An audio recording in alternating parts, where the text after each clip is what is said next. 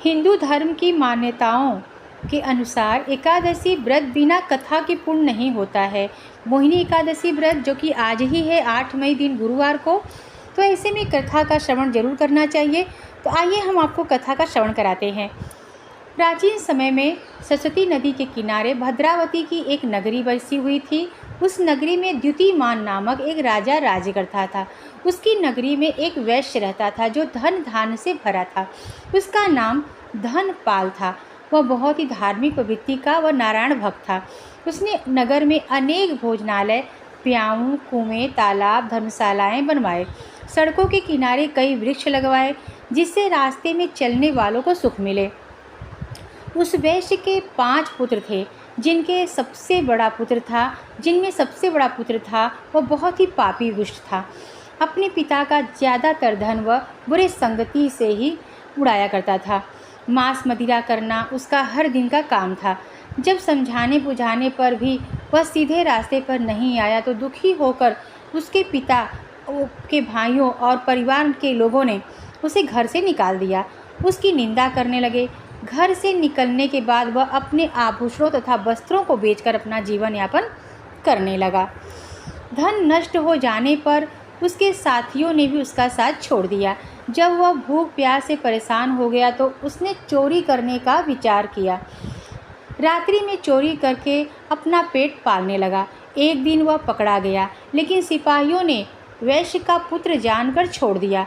जब वह दूसरी बार फिर से पकड़ा गया तब सिपाहियों ने भी कोई लिहाज नहीं किया तथा राजा के सामने ले जाकर राजा के सामने ले जाकर के उसे सारी बात बताई। तब राजा ने उसे कारागार में डलवा दिया।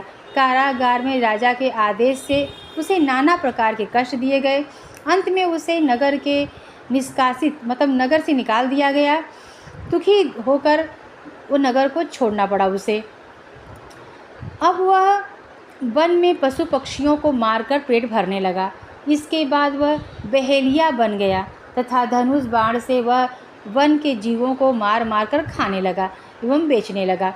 एक बार वह भूख और प्यास से व्याकुल होकर भोजन की खोज में निकला तथा कौंडिन्य नामक मुनि थे जो आश्रम में जा पहुँचे। कौंडिन्य नामक के मुनि के आश्रम में वह व्यक्ति जो बहेलिया था वो जा पहुँचा। इन दिनों बैसाख का महीना था। कौंडिन्य मुनि गंगा स्नान करके आए थे। उनके भीगे कपड़ों की छींटें उस पर पड़ गई जिससे उसे कुछ सद्बुद्धि आई। वह ऋषि के पास पहुंचकर हाथ जोड़कर कहने लगा और कहा, हे महात्मा, मैंने अपने जीवन में अनेक पाप किए हैं। कृपा कर आप उन पापों से छूटने का कोई साधारण तथा धन रहित उपाय बताएं। ऋषि ने कहा, तुम ध्यान देकर सुनो। बैसाख माह के शुक्ल पक्ष की एकादशी तिथि का व्रत करो। इस एकादशी का नाम है मोहिनी एकादशी। इसका व्रत करने से सभी पाप नष्ट हो जाएंगे। ऋषि के वचनों को सुनकर वह बहुत प्रसन्न हुआ और उनकी द्वारा बताई हुई विधि के अनुसार उसने मोहिनी एकादशी व्रत किया। इस व्रत के प्रभाव से उसके सभी पाप नष्ट हो गए और अंत में वह विष्णु लोक को गया। तो इस तरह से जो विष्णु भगवान की कथा को करता है, श्रवण करता है, सुनता है, उसके सभी पाप नष्ट हो जाते हैं, मोक्ष की प्राप्ति होती है और जीवन में सुख समृद्धि आती है। अगर आपको वीडियो ज़रा भी अच्छा लगा हो तो लाइक करिएगा, सब्सक्राइब करिएगा, औरों में शेयर भी करिएगा। जय श्री कृष्ण, जय श्री राधे।